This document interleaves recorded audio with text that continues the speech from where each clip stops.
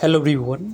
यदि हम लोग देखें तो यहाँ पे SBI fund management IPO, SBI AMC IPO की जिस तरीके की जैसी बढ़िया रिस्पांस रही है, उन रिस्पांस के बाद एक और मेन बोर्ड आईपीओ में यहाँ पे अप्लाई करने की अपॉर्चुनिटी मिल रही। इस मेन बोर्ड आईपीओ के बारे में बात करें तो यहाँ पे ओपन होने जा रही। ग्रे मार्केट प्रीमियम में भी काफ़ी अच्छी डिमांड्स दिख रही है। तो इस मेन बोर्ड आईपीओ में आपको अप्लाई करने के लिए सिर्फ और सिर्फ 15,000 अमाउंट्स की जो रिक्वायरमेंट रहने वाली है उनको हम लोग देखेंगे।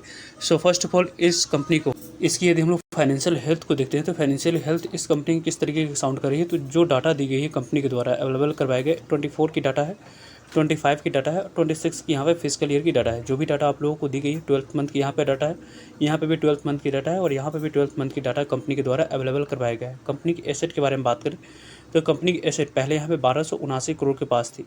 देन यहाँ पे 25 में कंपनी की एसेट बढ़कर यहाँ पे 1414 करोड़ के पास हुई और अभी यहाँ पे आपको बढ़कर 2077 करोड़ के पास आ चुकी है। यानी कि एसेट में यदि हम लोग डिस्कस करते हैं तो लगातार कंसिस्टेंट ग्रोथ कंपनी की एसेट में दिख रही है। और ऐसे ही कंपनी की ईयर ऑन ईयर बेस पे फिजिकल ईयर 25 से 26 में यदि हम लोग डिस्कस करते हैं तो 17% की ग्रोथ इस कंपनी की टोटल दिख रही है। कंपनी की टोटल इनकम के बारे में बात करते हैं तो टोटल इनकम कंपनी किस तरीके से बढ़ रही है। तो पहले यहाँ पे कंपनी की इनकम 24 में लगभग 957-58 करोड़ के पास थी। देन 25 में यहाँ पे 1435 करोड़ के पास हुई और अभी यहाँ पे 1684 करोड़ के पास कंपनी की टोटल इनकम यानी कि रेवेन्यू यहाँ पे कंपनी ने जनरेट कर रखा है। लगभग ईयर ऑन ईयर बेस पे यदि हम लोग डिस्कस करें तो लगभग 20% की ग्रोथ दिख रही है। फिजिकल ईयर 25 से 26 की ईयर की यदि हम लोग काउंट करते हैं तो कंपनी की यदि हम लोग प्रॉफिट के बारे में बात करें, टैक्स देने के बाद कंपनी के पास प्रॉफिट कितनी बच रही है तो उनको यदि हम लोग देखते हैं तो लगभग यहाँ पे 24 में कंपनी की प्रॉफिट 96 करोड़ के पास थी। देन यहाँ पे 131 करोड़ के पास और अभी आप लोग को 158 करोड़ के पास कंपनी की प्रॉफिट दिख रही है। कंपनी की प्रॉफिट डिस्कस करें तो कंपनी की लगातार कंसिस्टेंट कंपनी की प्रॉफिट बढ़ रही है। इविटा के बारे में बात करते हैं तो इविटा पहले 243 करोड़ के पास थी, देन 339 करोड़ के पास और अभी यहाँ पे कंपनी की इविटा 430 करोड़ के पास आ चुकी है। यानी कि कंपनी की इविटा भी बढ़ी है जिस रेशियो में जैसी प्रॉफिट कंपनी की बढ़ी है उस रेशियो में।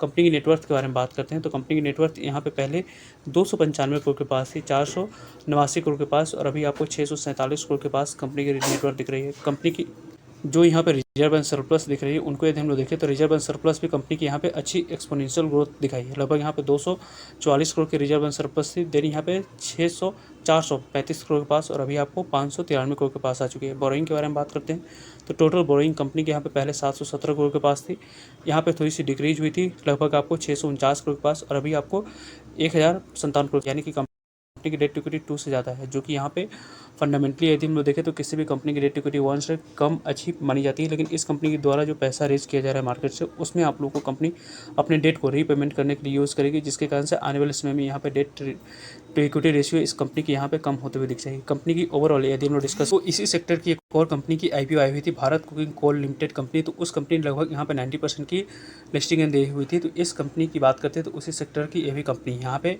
कैलिबर माइनिंग आईपीओ, ये आईपीओ यहाँ पे 17 जुलाई आज से आईपीओ ओपन हो रही है। आज इस आईपीओ में आपको अप्लाई करने के लिए समय दिया गया है। देन यहाँ पे 21 जुलाई के बारे में बात करते हैं तो इस आईपीओ में आखिरी दिन आपको अप्लाई करने के लिए समय मिलेगा।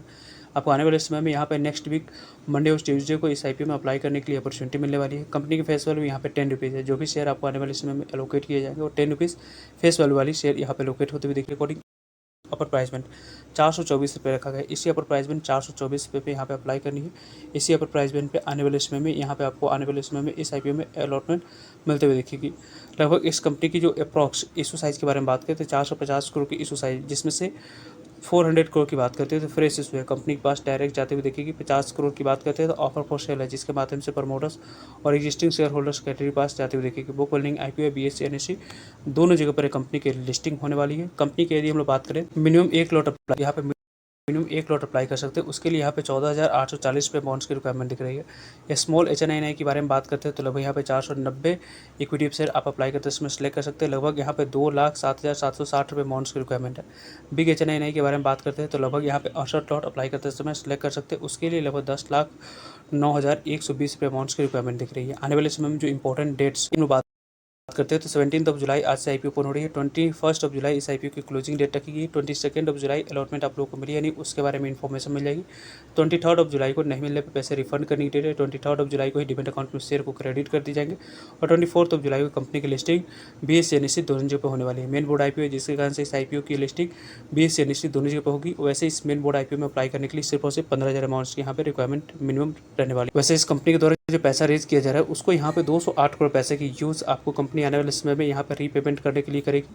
और 167 करोड़ 167 करोड़ के बारे में बात करते हैं तो यहाँ पे कुछ एक्सपेंडिचर के लिए परचेज करने वाली मशीनरीज उसके लिए यहाँ पे कंपनी पैसे की यूज़ करेगी। और जनरल कॉर्पोरेट पर्पस के लिए अदर यहाँ पे पैसे की यूज़ आने वाले समय में करने वाली। कंपनी की ओवरऑल यदि हम डिस्कस करें तो कंपनी के रिटर्न ऑन कैपिटल एम्प्लॉयड के बारे में बात करते हैं तो लगभग आपको 17% के पास है। रिटर्न ऑन इक्विटी के बारे में बात करें, रिटर्न ऑन नेटवर्थ की तो 24.38% की है, जो कि अपने सेक्टर से यहाँ पे कंपनी की अच्छी रिटर्न ऑन नेटवर्थ और रिटर्न ऑन कैपिटल एम्प्लॉयड इस कंपनी की देखते हैं। डेट टू इक्विटी आपको 1.67 की है, जो कि डेट टू इक्विटी और आने वाले समय में कम करी जाएगी, जिससे कंपनी की कम कर्ज होने के बाद यहाँ पे डेट इक्विटी 1 के पास आते हुए दिख जाएगी, जो पॉजिटिव यहाँ पे तौर पे देखी जाएगी। कंपनी की यहाँ पे 9.41% की प्रॉफिट आफ्टर टैक्स मार्जिन है। और कंपनी की यदि हम बात करते हैं तो इबिटा मार्जिन 25.69 की।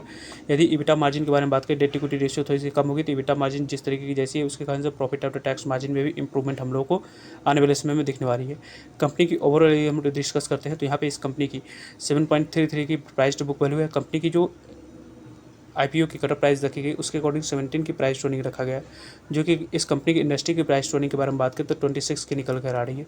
यहाँ पे एवरेज प्राइस टोनिंग के अकॉर्डिंग कंपनी ने लिस्टिंग के लिए थोड़ी सी स्कोप छोड़ रखी है, जिसके कारण से इस आईपीओ में आने वाले समय में यहाँ पे जो ग्रे मार्केट प्रीमियम है उसमें आप लोगों को पॉजिटिव मूव हम लोगों को दिख रहा है। इस कंपनी को यदि हम लोग देखें तो 2014 में इस कंपनी की शुरुआत की गई थी। यहाँ पे कैलिबर माइनिंग एंड आप लोगों को लॉजिस्टिक लिमिटेड कंपनी जो कि इंटीग्रेटेड है, किस तरीके की सर्विस प्रोवाइड करती है तो स्पेशलाइजिंग है कोल एक्सट्रैक्शन के बारे में बात करें, कोल लॉजिस्टिक होगी उसमें आप लोगों को कंपनी यहाँ पे अपनी प्रेजेंस दिखाती है। यहाँ पे company Maharashtra based company offer करती है कम्प्रहेंसिव माइनिंग एंड आप लोगों को लॉजिस्टिक सर्विसेज, इंक्लूडिंग यहाँ पे कोल एक्सट्रैक्शन की बात करते हैं। साथ साथ यहाँ पे जो कि ओवरबर्न रिमूवल हो गया, कोल इन लोडिंग एंड आप लोगों को अनलोडिंग हो गया, रोड ट्रांसपोर्टेशन हो गई, रेल ट्रांसपोर्टेशन कॉरिडोर्स हो यहाँ पे कोऑर्डिनेशन हो गई। साथ साथ यहाँ पे प्रोवाइड करती है end to end solution coal mining logistic and operation, यहाँ पे कैटरिंग करती है। साथ साथ रिक्वायरमेंट कंपनी की माइनिंग इंडस्ट्री में जो है उसको कंपनी फुलफिल करती हुई दिख जाती है। यानी कि कंपनी की ओवरऑल यदि हम प्रेजेंस की बात करते हैं तो प्रेजेंस काफ़ी अच्छी है।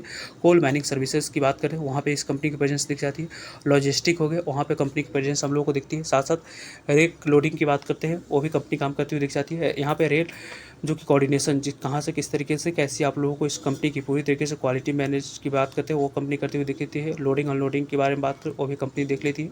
और कोल ट्रेडिंग के बारे में बात करते हैं वो भी यहाँ पे कंपनी करती हुई दिखती है। यानी कि कंपनी की ओवरऑल इस सेक्टर की प्रेजेंस में सभी तरीके की जो भी काम है उसमें इस कंपनी की प्रेजेंस दिख जाती है।